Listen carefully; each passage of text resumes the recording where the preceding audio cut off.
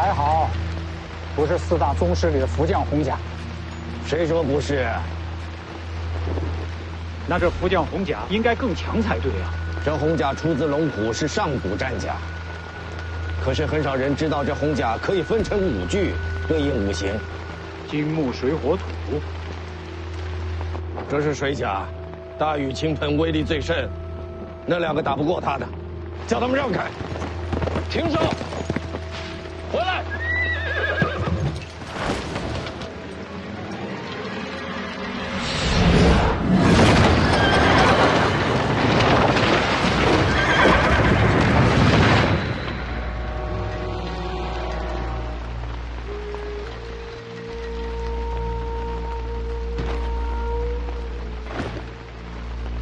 朝我来的。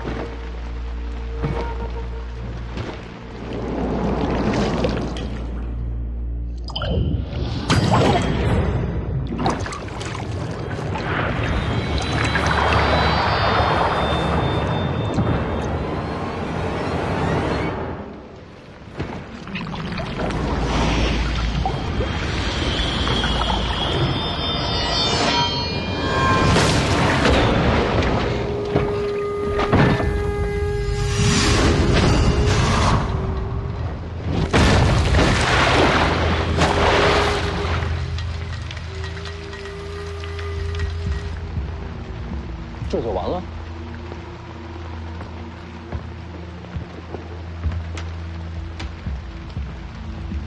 福将洪甲一化为5，确实不如归一时强悍，可也不至于那么容易被击败。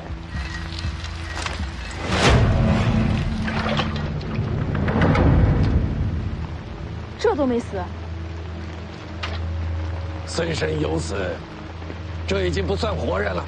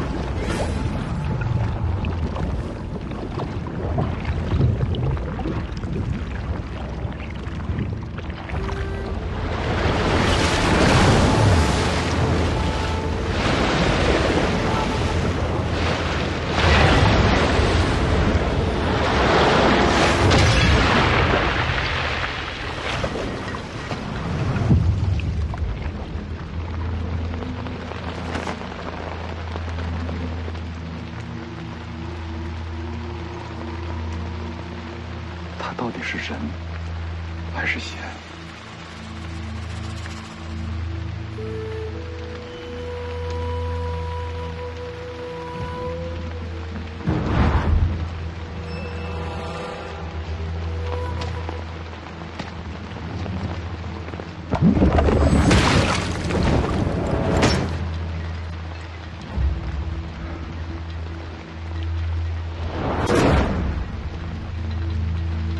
知道他好强，我怕是对付不了。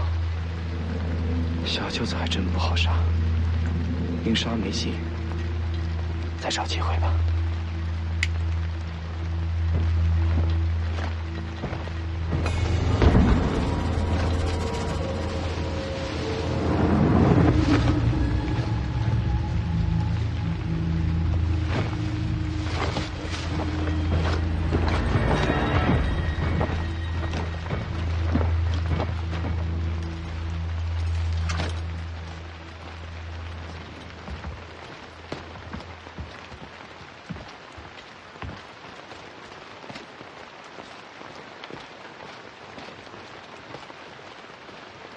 幸亏我练的是刀，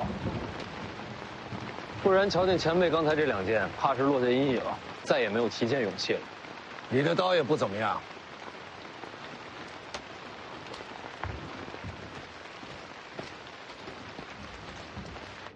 哎，呵呵，怎么样，小丫头？比不过白虎脸。那丫头是不错，可与我相差甚远啊。人家双刀舞的比你好看，嘿，我也会漂亮剑法。长得也比你好看，啊，这也能比呀？所以我不做你徒弟，别想来。你的天赋真的不比外头那小子差。若跟我学剑，必成大器。我这身份，本事越高，死得越快。你怕姓徐的小子杀你啊？我看他舍不得。嘿，那家伙阴险毒辣，什么事做不出啊？我教你啊，保你胜过他。不学，练武太苦。想学的时候记得告诉我啊。为什么非要教我？你天赋不错，还有那蛮不讲理的精气神也合我心意。嘿嘿。他呢？那小子天赋不错，只是心思太深，还得再看看。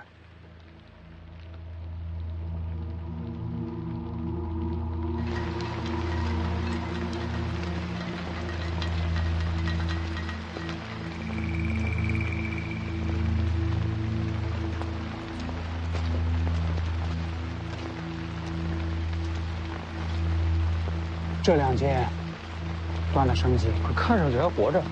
怕是最后一口气了。兄弟，你到底是谁？为什么要杀我？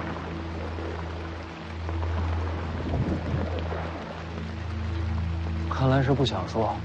他不是不想说，是不能说。怎么讲？我看了，这人神智受损。神智受损？刚才出手可不像。看，整个甲州内部都刻了。是什么？其中奥秘，就怕要问车上的人了。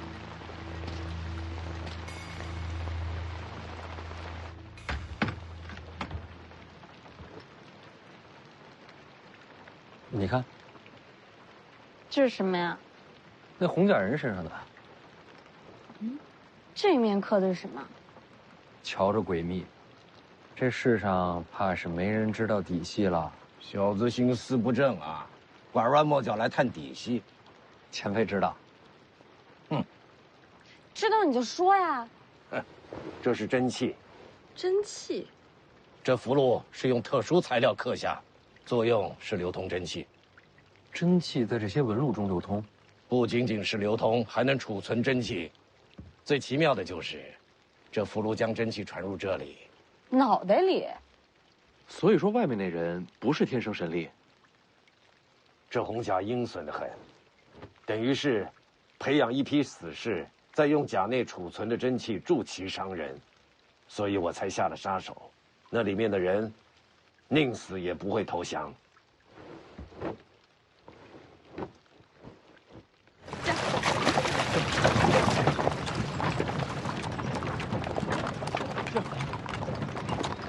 人埋了也就算了，怎么还把那套甲带走了？如此手段，研究看看。前辈说这福将红甲一共5具，虽说这次只来了1具，难保下次不会全都出现。谁说这次只来1具？方才在树林里还有3具等着。就刚才？那为什么没出现？当然是怕了老夫了。等等，这样加起来也不过4具，还有一个呢？我怎么知道啊？不好，宁峨眉。世子，世子，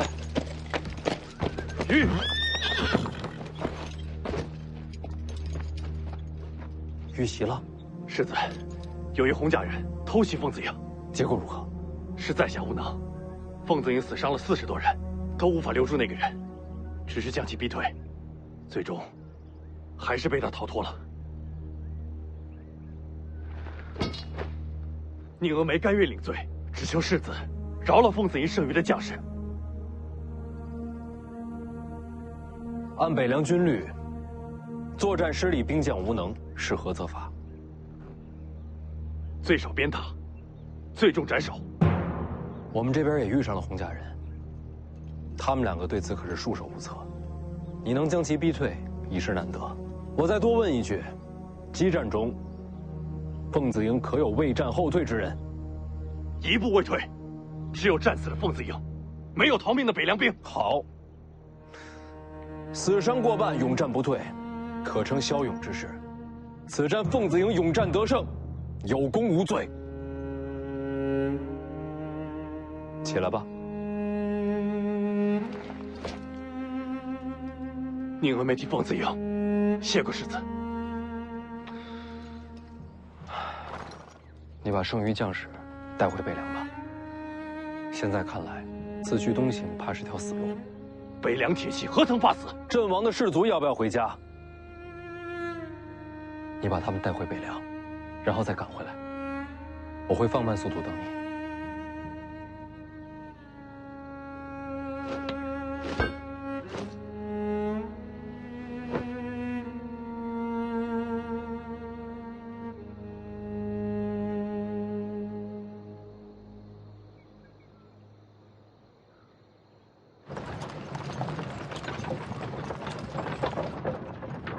收买人心的手段不错，新兵的不好说，剩下的兵卒恐怕会为你战死。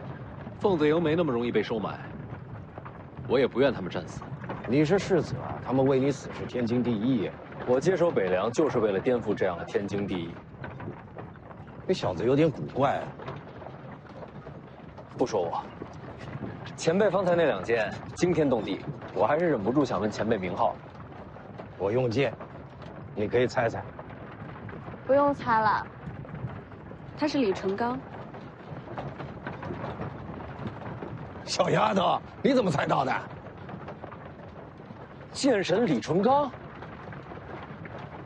60年前，剑神李纯刚横绝一世，一把木马牛战遍天下，未逢敌手。你的剑我听说过，连我自己都快忘了自己是谁，又有谁还能记得木马牛啊？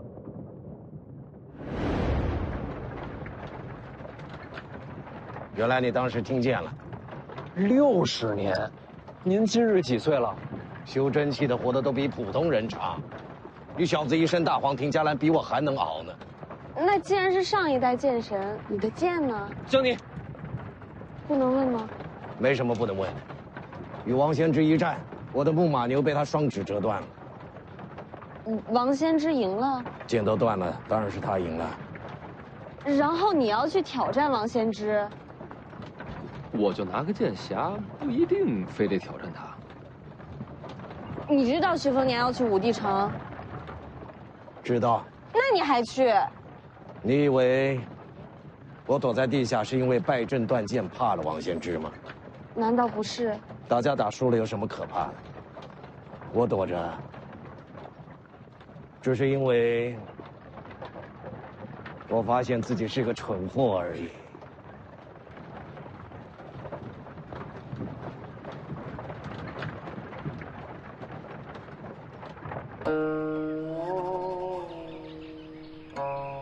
世子，咱们要是绕道而行，1天不到就能离开雍州。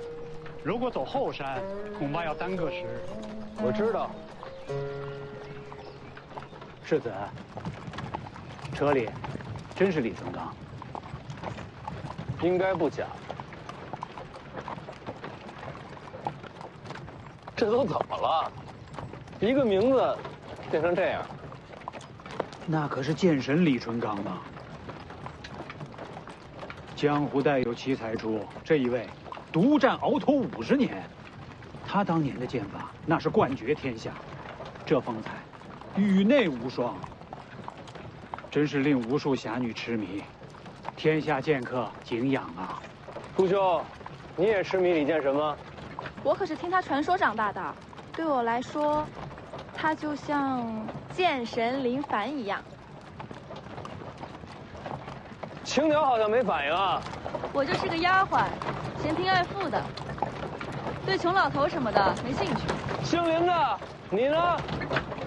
吕钱塘，你呢？吕钱塘，我好歹是个读书人，他若能考上状元，我便钦佩。这闷葫芦。咱们抓紧赶路，晚上住观里，遮风挡雨。怎么感觉世子越到青城山，就越高兴呢？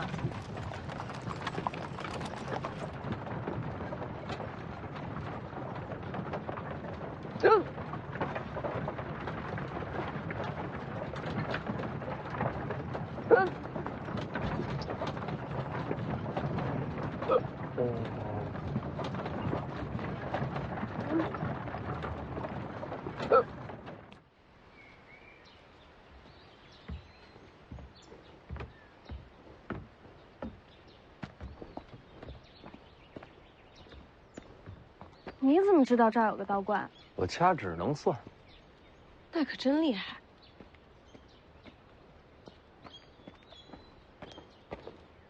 世子，这道观有些古怪。哪里古怪？后院的树都被人给伐了。哦，都用来烧火了。烧火了？当时找不到木柴，就把树都给砍了。啊，原来世子来过。3年前跟老黄住过这儿。你过得也不容易啊。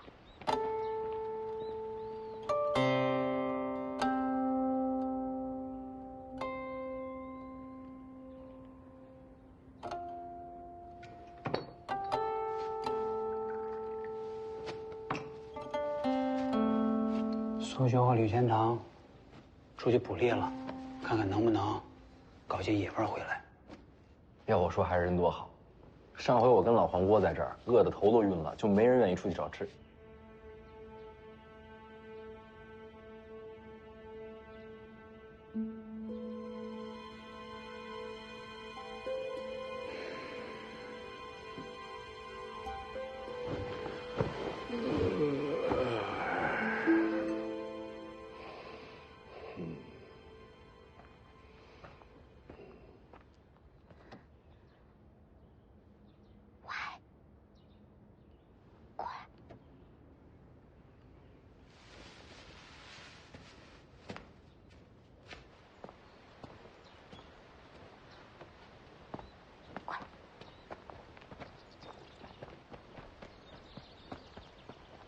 怎么？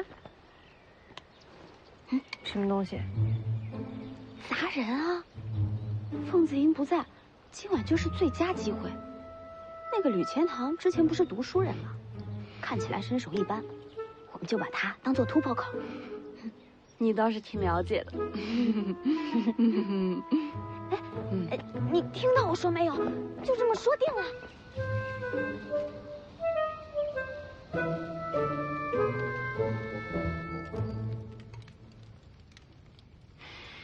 青城山的白果鸡，这都被你们找着了，这下有口福了。世子喜欢就好。雨贤堂呢？在外面呢，说要守着马车，不用搭理他，整天阴着个脸，看着就烦人。哎，我要鸡腿。嘿嘿。哎呦，老黄也喜欢抢鸡腿。建九黄，我只知道他叫老黄，好吃懒做，烤地瓜最在行。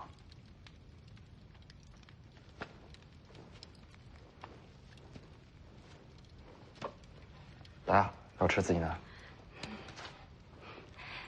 嗯。手上拿根棍子干什么？添把火。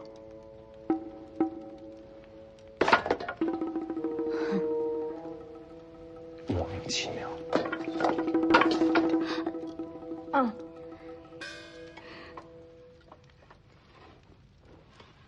3年前，世子和老黄在这儿待了多久？有些日子。怎么会留在此处？不是留下，是被山匪抓了。这山里有山匪？是啊，看见火光来的。没杀你吗？是群傻乎乎的山匪，有老有小，看我跟老黄饿得不行，还分了半只烤鸡给我。还有这样的好事儿？到后来都成了朋友，离开京城的时候给我塞了好多吃的。重游旧地，是想再遇故人。还真挺想见到他们的。若是能看到火光，没准真会出现。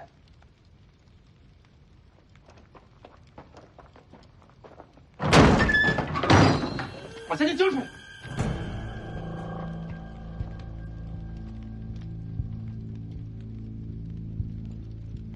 人还不少啊。这就是傻乎乎的山匪。不是他们，奇怪了，这应该是他们的地盘。世子，我常在江湖行走，依我的经验看，占山为王的山匪被换了人，就2种情况。还敢聊天？拿我当假人呐？就是。赶紧把钱掏出来！掏出来！站这边，女的站在这边来。第一种被夺权赶走，那第2种呢？被新势力赶尽杀绝。我们一个也不浪费。小丫头还学着别人拿匕首。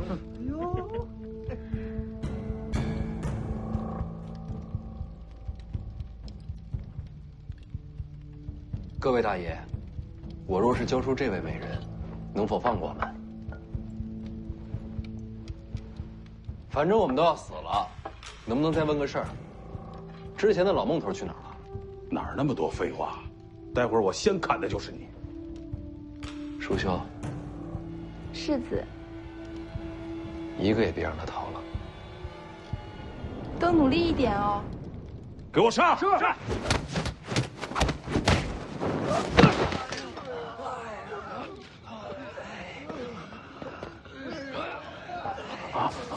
别张嘴走啊，进来聊。饶命！我有眼不识泰山，还望大爷饶命。来青城多久了？1个多月了。时间这么紧，没见自己的寨子吧？寨子是原来人留下的。你把他们杀了？没有没有。但是我知道他们惹祸了。惹祸？惹什么祸了？圈个老神仙，抓走了一个10几岁的小丫头，然后姓孟的那伙人又去登门要人，结果一个都没出来。小雀儿，青阳为什么要抓那丫头？听说青阳的老神仙擅长采阴补阳，可能是看上了。抓进去多久了？我们来之前的事儿，不到2个月。大爷，你还有什么要问的？我都说了。杀过多少人？没杀过，我们都是苦人，都是被逼无奈干这个的。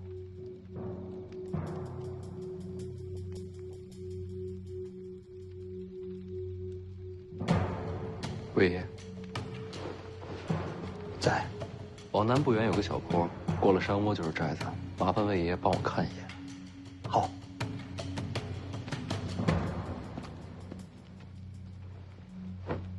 把人给我看好了。世子放心，一个都跑不了。世子去哪儿？出去走走。一起。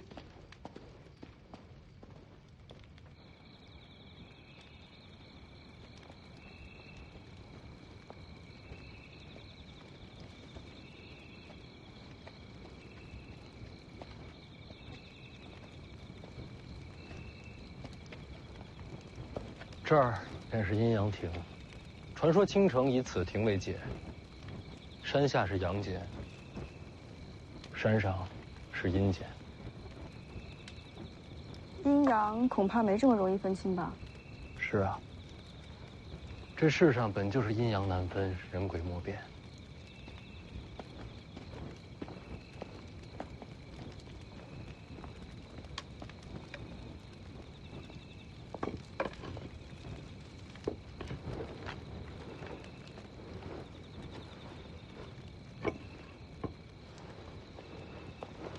纸笔给我。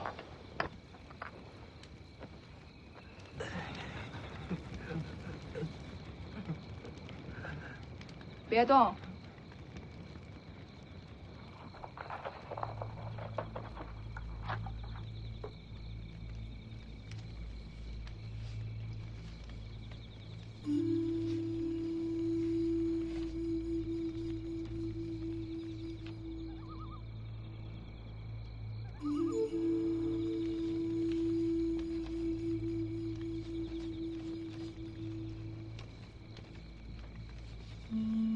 世子，这夜这么暗，世子是如何将山势看得如此细致的？这亭子以前来过，这景色是记下来的。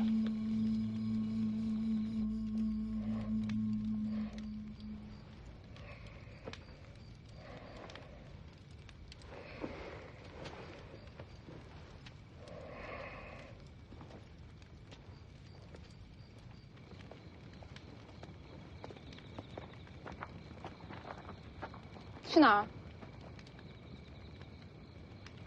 多喝了点水。我怕黑，得找个人陪着。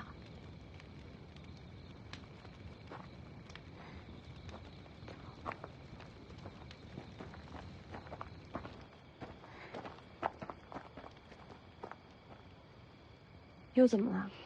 现在人少，正好溜走。没地方可去。哎呀，你别在这儿废话了。反正你先跟我走啊，等我把猫带上。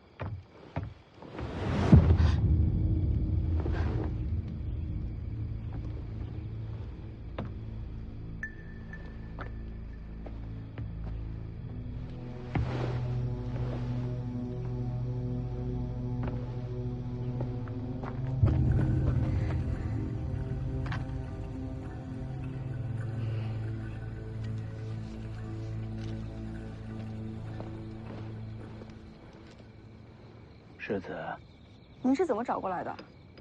我看见火光，就过来看看。山寨那边怎么样？关了好些女子，都是抢来的，都已经家破人亡了。他没想着报仇吗？想，可是怕。最后，都走了。那些匪徒，是宋官吗？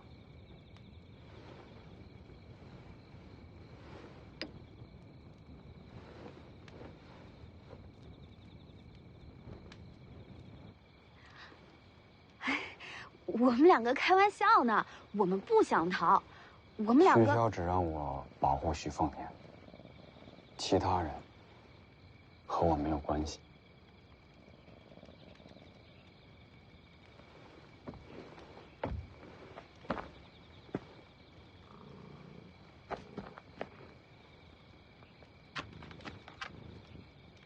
你们走吧，我不拦着。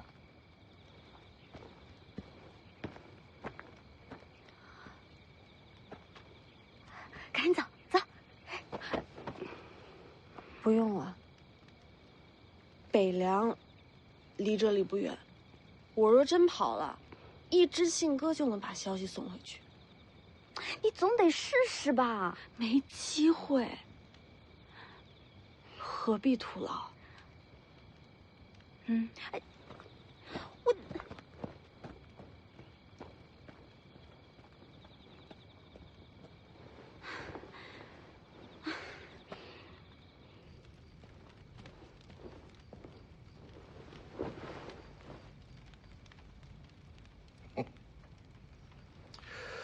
我是觉得你不想走。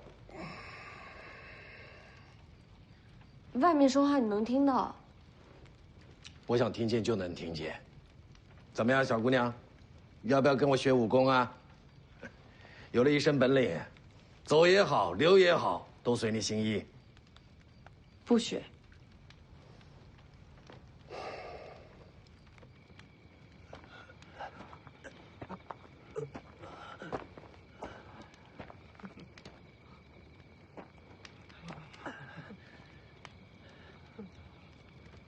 世子说了，被伤害的人害怕了，没关系，他们的仇，我们来报。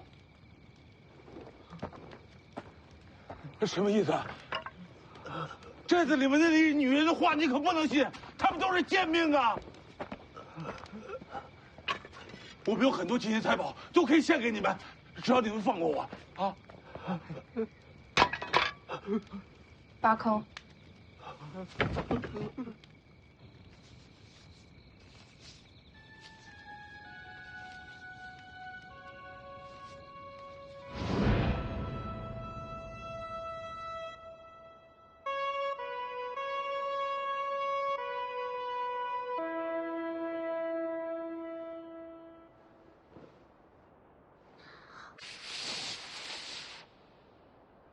我怎么不行啊？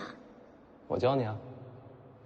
哎，徐哥哥，我就知道你会走的。等教会了你，我再走，好不好？那，你以后要回来看我？一定会来。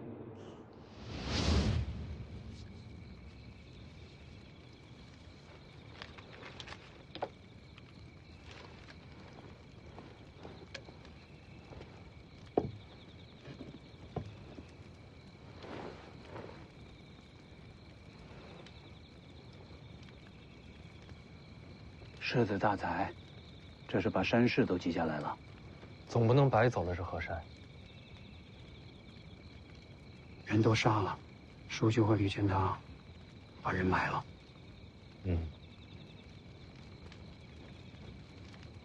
魏爷爷是有话想说。世子，为什么不把他们送去官府？我送去的人，官府未必会杀。跟北凉有仇的，朝廷都会保。当然，这些只是些山匪，无足轻重。但我就是怕万一啊，这么多条人命的仇，不想让他们有机会逃出生路。那些山匪也是罪有应得。不是所有的山匪都这样的。当年老孟头，别说杀人了，打劫的时候遇着苦命人，他还要自掏腰包。我跟老黄身无分文被他给劫了，走的时候他倒给我们好多钱。那也算义匪，根本就不能算是匪，只是活不下去的山民罢了。他们老弱妇孺都有，还有个小丫头，叫做小雀儿，天天缠着我跟我学吹叶子，还老是偷老孟头的肉干给我。就是那个被抓去青阳派的小丫头。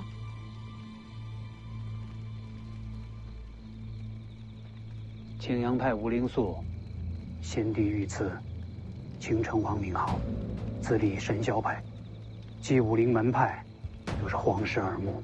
青城是北凉境外第一关隘。这吴灵素，其实就是暗中监视北凉。我知道，这次路过青城山，本来打算好了，要避开青阳派的。世子做得对，此时正跟朝廷保世袭罔替，就不能和吴灵素起争执。我答应过小雀儿，要回来找他。被抓这么久了，到如今什么都晚了。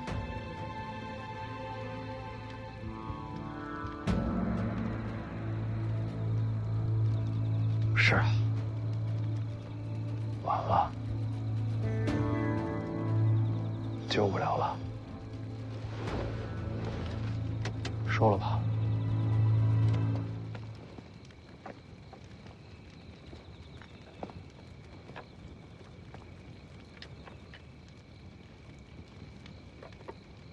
成大使者需借机用人，权衡利弊。反正人已经没法救了，这账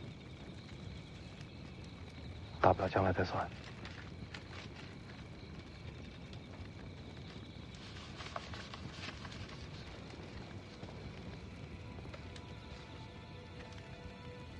可万一人还活着呢？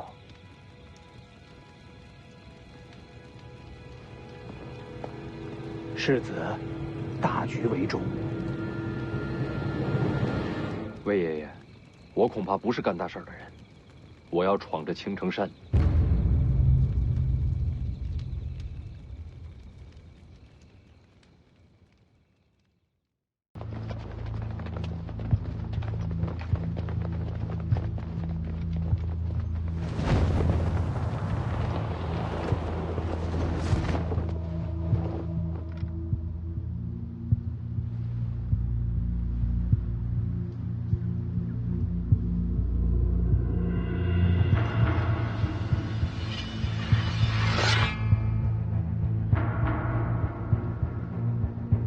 如灵素人呢？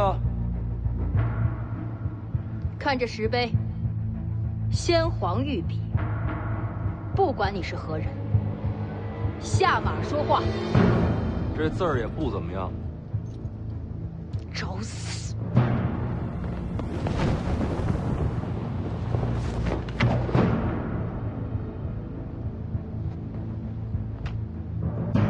布阵！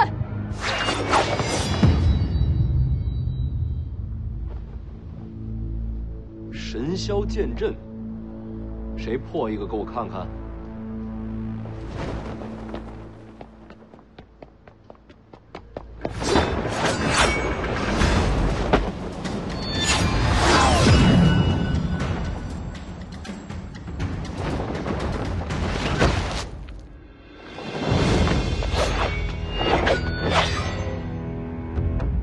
还是换人吧，他可破不了神霄剑阵。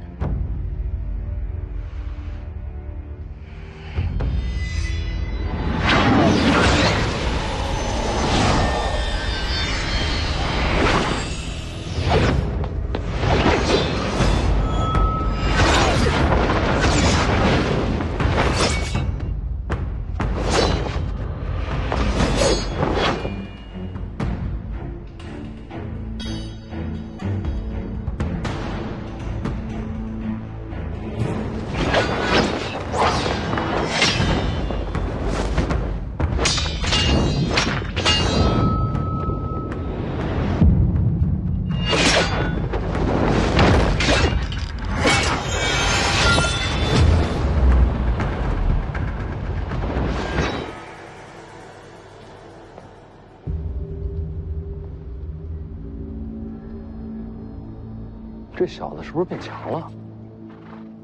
用的是赤霞剑诀，很高明的剑术吗？高明个屁！靠气血内爆才借来一点力气，用的越多，伤的越深。练这个的都活不久。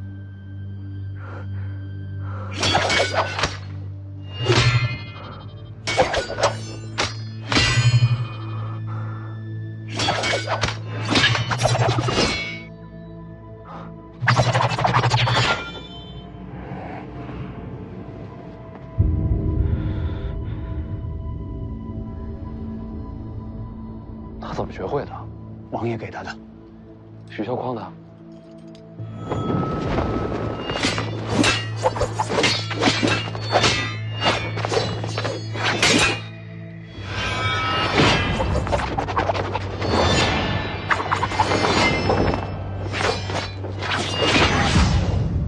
他不知道用这功法会害他自己性命。知道。你真的想好了？此剑法虽然威力很大，但凡是练它的人，死的都很快。若我用命来拼，能换林家一线生机，我死1000万次，都心甘情愿。给他吧。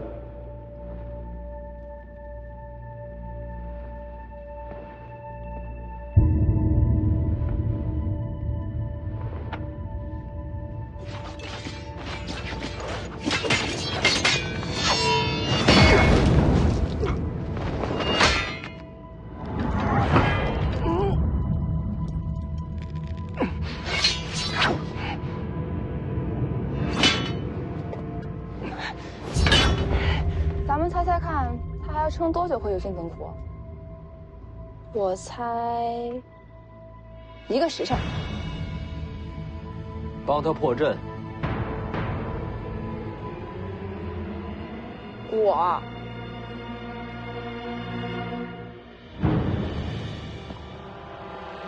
世子说什么，就是什么。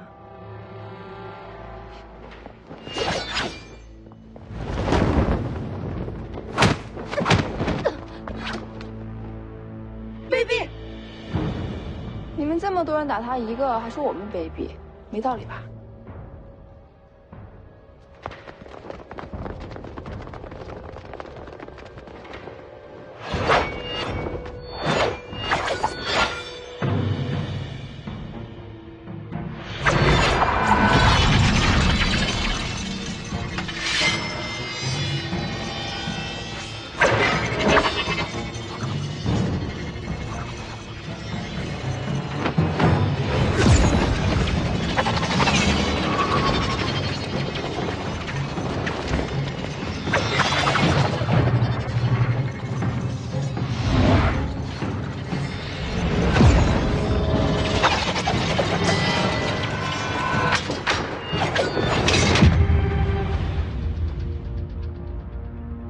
方才是一霄阵，现在才是真正的神霄剑阵。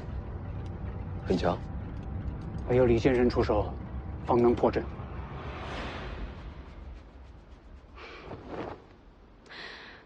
你不出手？你拜师我就出手。不出手拉倒。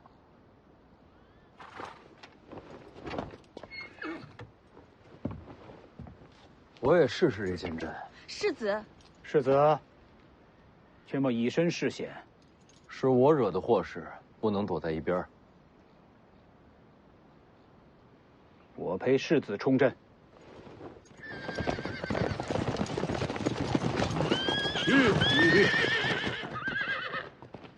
世子，死伤者已送回北凉，宁峨眉率凤子营归队。来得正好。先皇留下的石碑，天下闻名的神霄剑阵，敢不敢陪我冲个阵？列阵！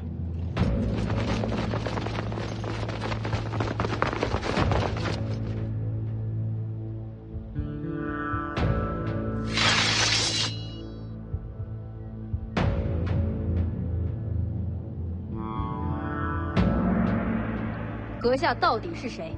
徐凤年，北凉世子。这青城不是北凉，你率众闯山，到底想要什么？有个叫老孟头的土匪，还有一个叫小雀儿的丫头，再就是和老孟头一块儿的山贼，有一个算一个，活要见人，死要见尸。没见过，那就没得谈了。徐哥哥，小雀儿，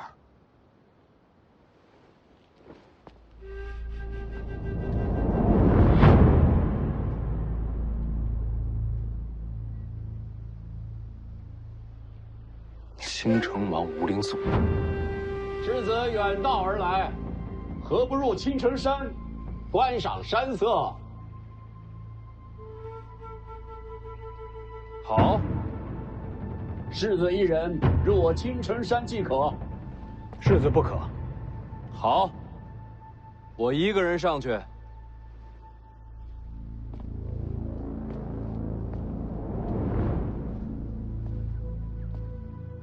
辛苦了，都退回去吧。还没到青州呢，你不能死。当然。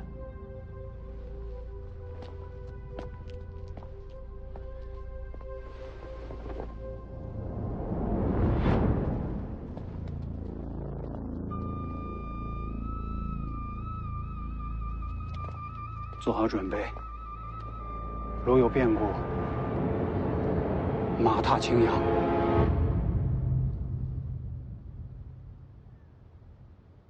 这小子是傻了，真的就一个人静下来。你这丫头也不担心啊？万无一失的局面，有什么好担心的？你是说我肯定会出手救他？不如赌500钱。徐凤年不用你出手，一样能化险为夷。这小子刀法还未入门，不可能有这本事。赌不赌？赌。能溜进去吗？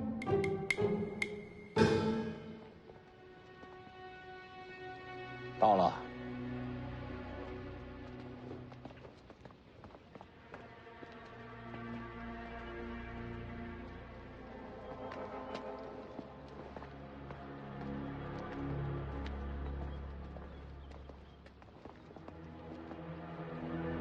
小雀儿，你先进去。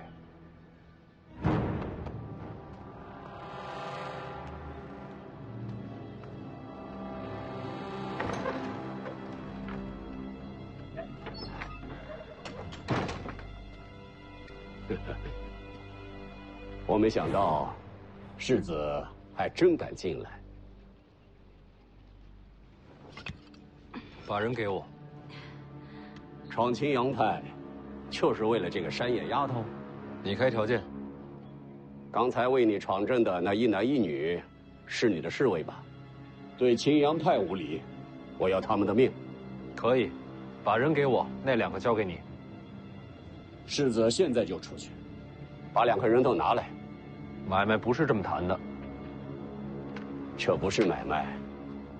世子入了青城山，命就在我手里，你没得选。这就骗不下去了。你觉得这小子接下来该怎么办？怎么办？谈不了就打呗。他还敢动手啊？怕什么？现在骑虎难下的是那姓吴的。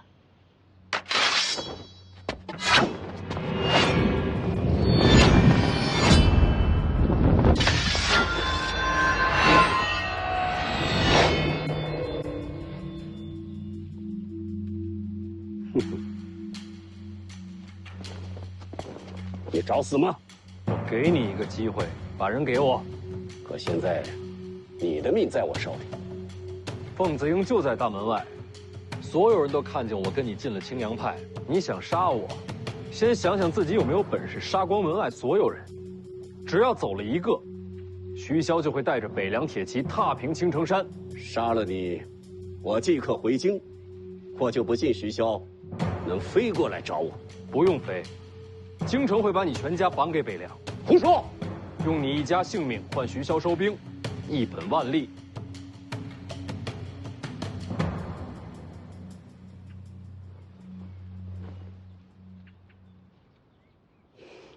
你输了。你一早就明白这局面了。这有什么难的？区区一个青阳，怎么敢明面里杀北凉世子？所以徐凤年孤身入山门是有恃无恐。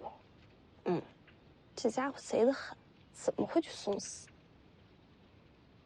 没想到你是他的知己啊！你才知己，记得500钱。世子名不虚传。贪花好色吗？难怪他一直夸你。谁夸我？说什么呢？行了，人你交给我吧。京城那边就说我仗势欺人，皇室不会怪你。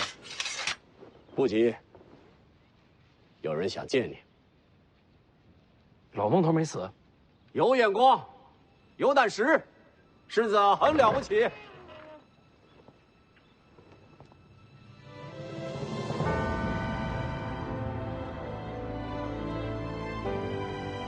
姑姑，凤年，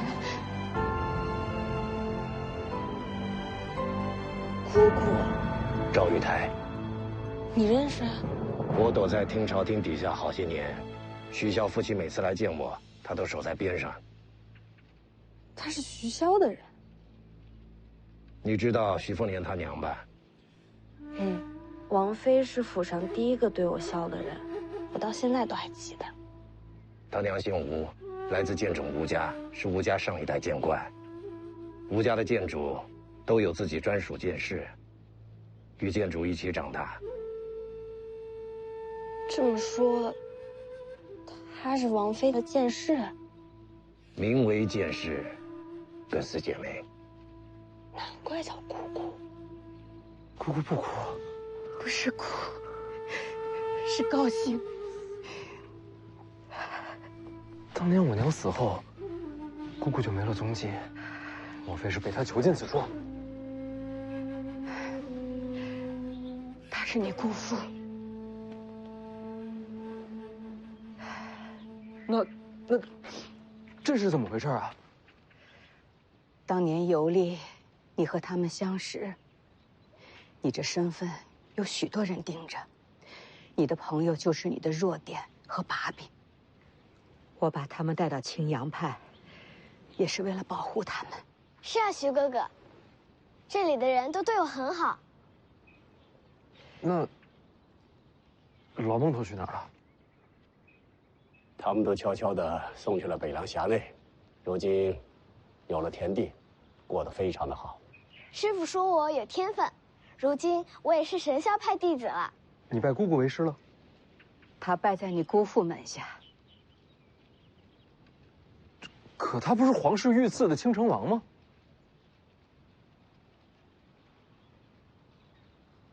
这么多年青阳派仇视北凉，全是假的？是反间，替北凉盯着京城呢。这事徐骁知道？自然知道。你们俩好好聊着，我去周围看看，免得让人瞧见。徐哥哥，我待会儿再来找你。我这些年做的事，稍有疏漏，就会天翻地覆。大将军不敢泄密，也是怕我遇到危险。真是大手笔。青阳派竟是北凉暗线，将来铁骑若出北凉，青城山便是通途，再也掐不住北凉咽喉。不仅仅是青阳派，我真正做的事，比这更重要。还有什么事能比得过这手笔？这些年，我一直在查害了小姐的凶手。啊？谁？世子，快走！姑姑没事，自己人。你家的事我懒得听。你怎么在那儿啊？都怪这老头。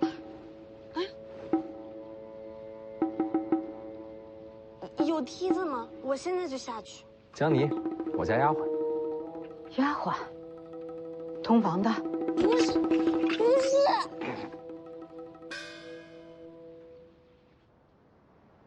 这还没出来，咱们冲进去。不用了，李剑神跟江妮已经不在车里了。你是说？应该已经进去了。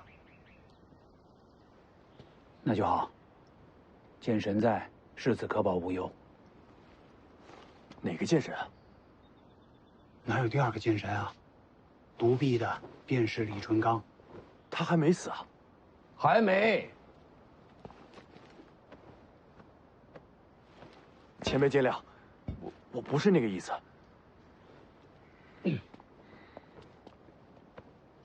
敢问前辈，世子呢？里面。那您怎么出来了？早饭吃多了，有点困，我先睡一会儿。放心吧，我把江妮留里面了。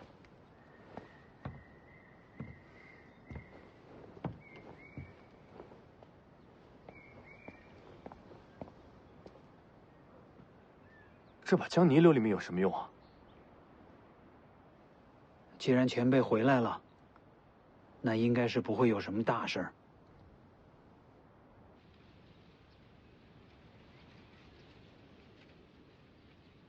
那我先退出去。不用退。姑姑接着说，我的事儿不用逼着他。您刚才说您一直在查害我娘的凶手。是。小姐过世起，就一直在查。查出具体结果了吗？小姐离世时，奴婢和大将军才发现她身负重伤。可小姐不肯说出害她的凶手是谁。对手太强，娘是怕报仇害了全家。这些年，我一步步排查日子，细算因果，大概能猜出她何时受的伤。当年小姐曾独自进京，她的伤应该就是那会儿留下的。具体什么时候？那时正怀着世子。凶手人在京城，查出是谁了吗？还没有，一点细节都追查不到。可查不到，本身就是个大案。凶手权势滔天，才能在京城抹去所有线索。大将军让我在青城传出你姑父采阴补阳的好色名声。徐骁这什么路数啊？大将军有话让我转告。他说，你不愿用大将军的方式接手北凉。是。那些山匪，世子杀了吗？杀了。换做大将军，他也会动刀杀人，为亡魂复仇。那些山匪是他安排的。是。官府四面围堵，就是将他们逼到京城。这些人是为世子拾刀锋的。大将军还猜到你会孤身闯宫，他事先就说过，这心机手段和他行事并无二致。他说你想走一条新路，可到头来，都在大将军为你铺好的路上。我知道，世子始终记恨大将军不肯追查小姐的死因。世子，你要明白，此事牵连甚广，必须保密。我明白的。大将军说，你不愿杀人，可事实证明，该动刀的时候，你一样不会手软。世子和大将军，其实本质是一样的人。不，我和他不一样，我不会牺牲家人。世子和大将军的事儿，我不便多说。可大将军和我说了，等你闯上京城，我就把这些年追查到的所有细节都交给你。从此以后，无论多少年，哪怕我和大将军都不在了，可你一定要追查下去，替小姐报仇。他不说，我也会查下去。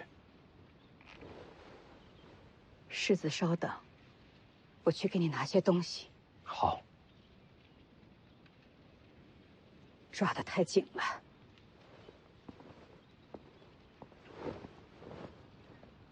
疼吗？不疼。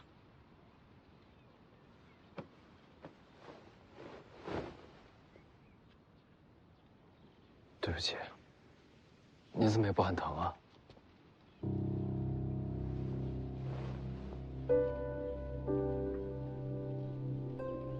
王妃是个好人。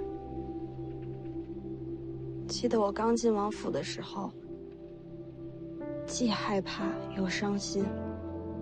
是她的温柔，让我缓过了最难的一口气。徐凤年，我愿意和你一起为她报仇。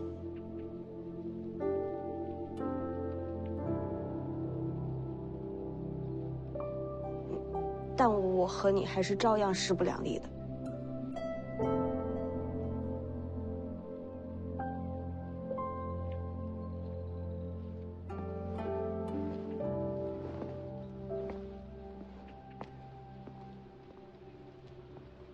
这些年追查凶手，整理出来的东西，都在里边了。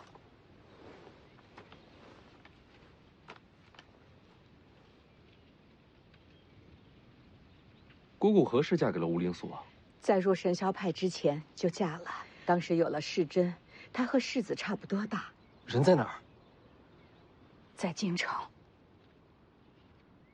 你姑父被封青城王，受命与北凉抗衡。说起来权势不小。是被当成了人质。只要我的身份不拆穿，他就没事。得想个办法救他回来。他的事，世子不用担心。你好好看这个，看完烧了。姑姑去哪儿？我有些事情去办，一会儿就回来。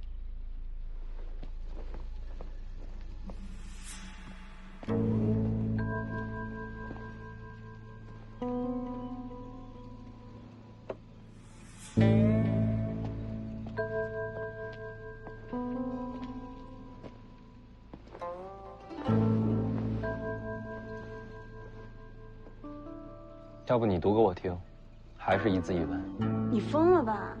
你姑姑隐姓埋名查了这么多年，多重要的事你让我来读？没事儿。你自己看。